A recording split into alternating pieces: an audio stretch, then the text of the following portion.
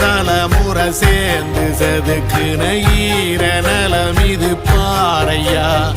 வாழும் வரையிலும் நீயும் விதைக்கிற கடமை இருக்கு கேளையா கோடி விளக்காயேந்தி கிடந்த வீடும் இருண்டது ஏனையா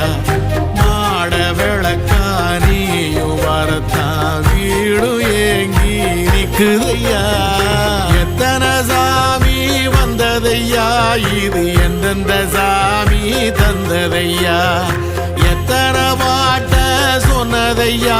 அத சுத்துற பூமி கண்டதையா